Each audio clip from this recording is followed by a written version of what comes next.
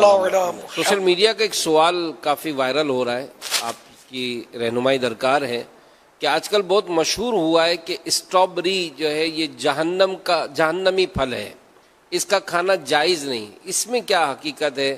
برائے مہربانی اس کا جواب ارشاد۔ جہنم میں اتنے میٹھے میٹھے پھل ملتے ہوں، جس کی جو سمجھ میں آتا ہے وہ ہانک کے جا رہا ہے، اور لوگوں کی سمجھ میں بھی آ جاتا ہے بیوقوفوں کی۔ جہنم میں کوئی سکھ نہیں ہوگا، کوئی چین نہیں ہوگا، کوئی جہنم کی غذاؤں کا تذکرہ قرآن کریم میں موجود ہے۔ وہ پتے جیسے دیووں کے سر، من شجرت الزقوم، وہ زقوم نامی جو درخت ہوگا اس کے کانٹے دار یہ پھل اس کو کھلایا جائے گا۔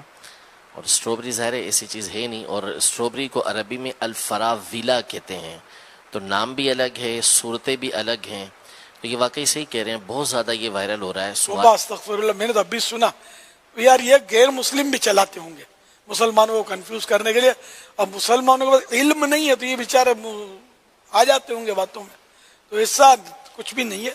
ایک کانٹے دار غذا کھلائی جائے گی جہنمیوں کو، تو یہ گلے میں پھنسے گا، جب یہ کھائیں گے نا گلے میں پھنسے گا، اس کے لیے پانی مانگیں گے، ان کو جہنم کا کھولتا ہوا ابلتا ہوا پانی دیا جائے گا، اور بہار شریعت میں لکھا ہے کہ اس پر اس طرح گریں گے جیسے تونس کے مارے، پیاس کے مارے اونٹ۔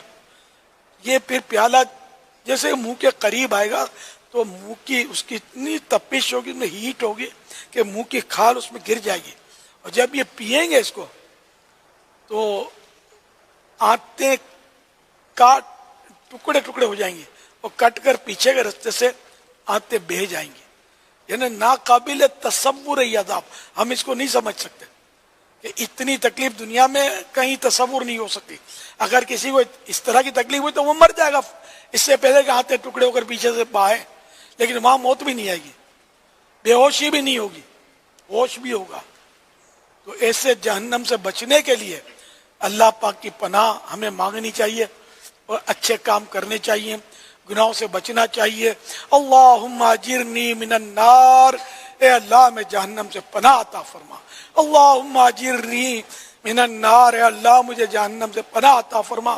اللہم اجرنی من النار، اے اللہ مجھے جہنم سے پناہ عطا فرما، آمین بجاہ النبی الامین صلی اللہ علیہ وآلہ وسلم۔ تو اسٹرابری یا اس طرح کے جو چکر چلاتے نا، ان کی ناکامی کی صورت یہ کہ ان کو وہیں ڈیلیٹ کر دے آدمی، اور یہ ہمارے یہاں ٹرینڈ یہ ہے کہ اس پر کومنٹس دیتے ہیں۔ اچھا کومنٹس مائنس بھی دیں گے نا تو کتوں کو تو مزہ ہی بھونکنے میں آتا ہے، میں صحیح عرض کر رہا ہوں۔ تو جو اس طرح کی یہ الٹی سیدھی چلاتے ہیں نا، ان کے مائنس جو آئیں گے نا تاثرات، شاید اس میں بھی ان کو لذت آتی ہوگی کہ میں نے کیسا بیوقوف بنایا، یہ اب یہ جوش میں آ گئے تو مجھے برا بھلا کہہ رہے ہیں۔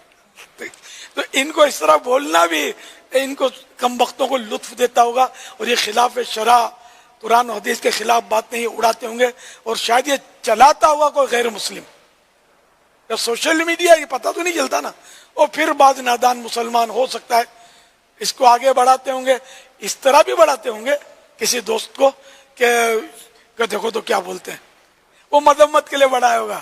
اب جس کو بھیجا وہ اتنا سمجھدار نہیں ہوتا ہوگا کہ جس نے بھیجا وہ کہ یار یہ تو بہت سمجھدار آدمی، اس نے مجھے بھیجا ہے تو اس کو تو آگے شیئر کرنا چاہیے، تو وہ پھر چھکا لگا دیتا ہوگا یا اپنے گروپ میں ڈال دیتا ہوگا۔ اس طرح چلی رہی ہوتی ہے۔ آج یہ خبر مجھے ملی، تھوڑی یوں گرما گرم خبر تھی اور سیزن کے مطابق خبر تھی، سمجھے؟ تو میں نے ایک اپنے ذمہ دار صاحب بھائی کو بھیجا کہ یار یہ کیا یہ درست ہے؟ تو اس نے پھر تحقیق کر کے مجھے بتا دیا، اس کی تردید بھی جاری ہو گئی، تردید بھی جاری ہوئی ہے کہ یہ افواہ ہے۔ تو یہ لوگ افواہیں چھوڑتے رہتے ہیں، جھوٹی افواہ جو ہے نا یہ اڑانا جو ہے نا، یہ بڑا سخت عذاب ہے، اس میں جہنم کا بہت سخت عذاب ہے۔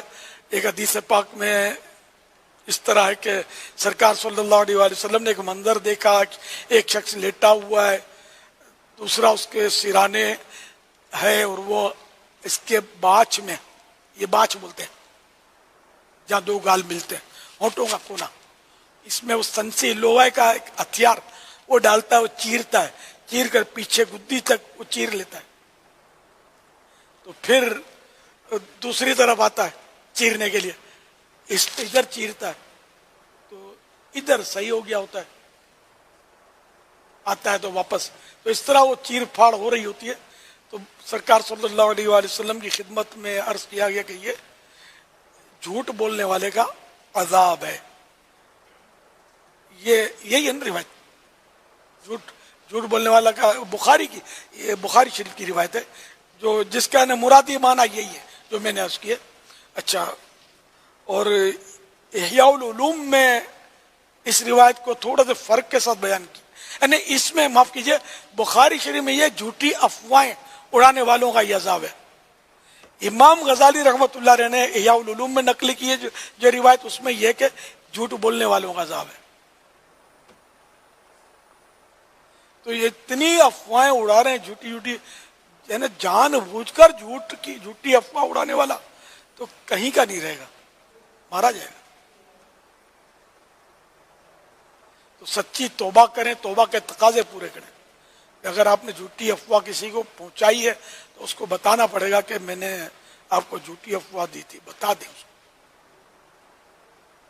یا آپ وائرل کر دیں.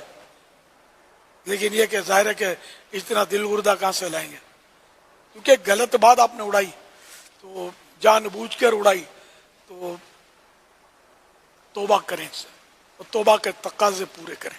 اور آئندہ یہ طرح طرح کے جو آتے ہیں نا کلپ, جن کا کئی ایسے ہوتے ہیں جن کا سر پیر نہیں ہوتا, یہ ایک دم آنکھیں بند کر کے ہمیں آگے نہیں بڑھانا.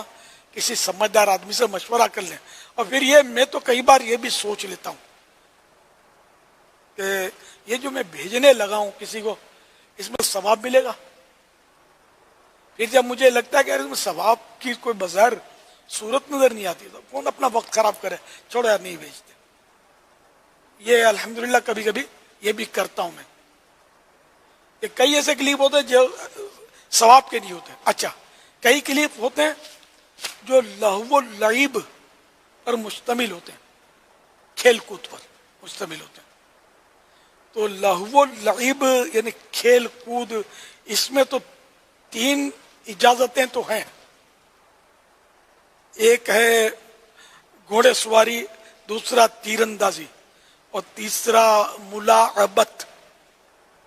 یہ 3 ملاعبت کا میں وضاحت نہیں کرتا. یہ 3 کھیل ہیں جن کی اجازت ہے.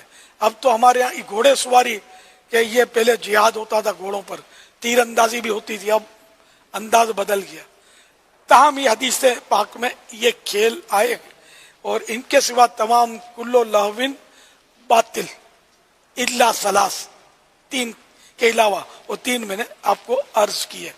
تو اب یہ کہ طرح طرح کے کھیل کود کے اور ہنسی اڑانے والے کلپ بھی چل رہے ہوتے ہیں, ان پر غور کرنا ہوتا ہے کہ یہ لہو و لعب تو نہیں ہے, کھیل کود کے زمرے میں تو نہیں آئے گا, کیونکہ اس سے نہ کوئی نصیحت آ رہی ہے, کوئی انہیں نصیحت نہیں مل رہی, اس میں کوئی عبرت بھی حاصل نہیں ہو رہی.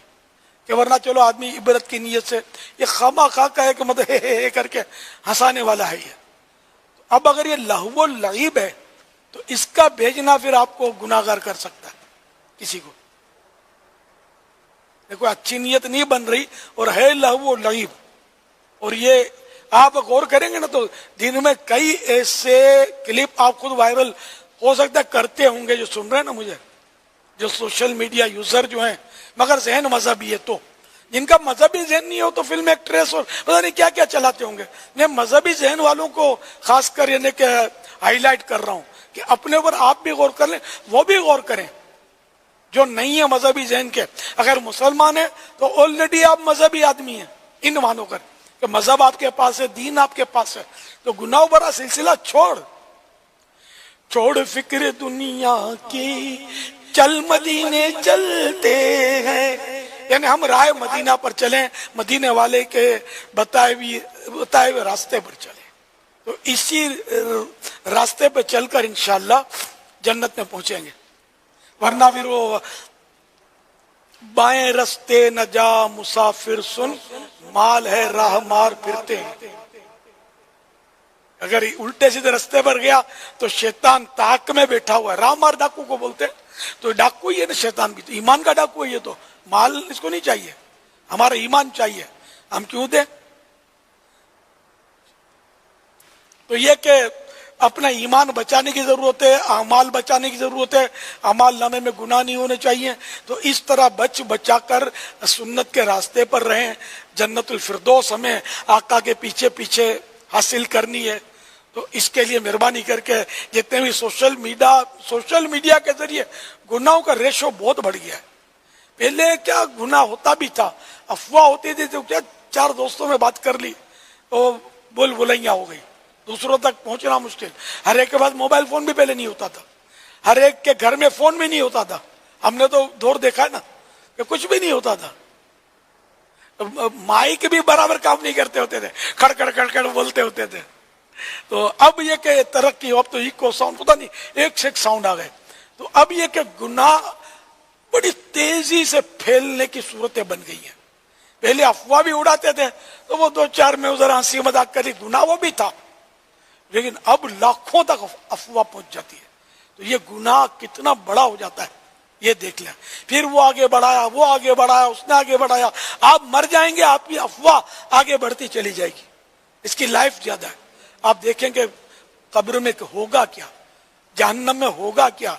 تو میں آپ کی بھلائی کے لیے آپ سے ہاتھ جوڑتا ہوں کہ مہربانی کر کے ہوش کے ناخن لیں اور یہ گناہوں پر کلپ نہ چلائیں, بلکہ دیکھے بھی نہیں.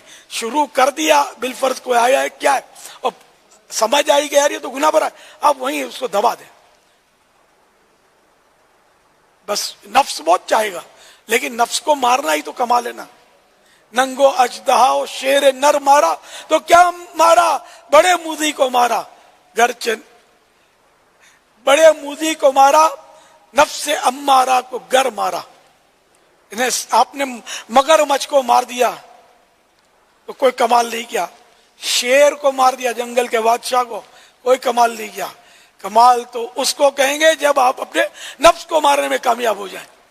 یہ موذی نہیں مرتا, یہ تگڑے سے تگڑا ہوتا چلا جا رہا. اللہ کرے کہ یہ قابو میں آ جائے. سرور دین لیجئے اپنے ناتوانوں کی خبر, نفس و شیطان سیدہ کب تک دباتے جائیں گے. نعت خان ذرا ترنم میں سنا دیے شعر. سرور دین لیجیے اپنے ناتوانوں کی, سرور دین اپنے ناتوانوں, سرور دین لیجئے اپنے ناتوانوں کی خبر, سرور دین لیجئے اپنے ناتوانوں کی خبر. نفس و شیطان سیدہ کب تک دباتے جائیں گے. نفس و شیطان سیدہ کب تک دباتے جائیں گے. صلو علی الحبیب صلی اللہ علیہ وسلم.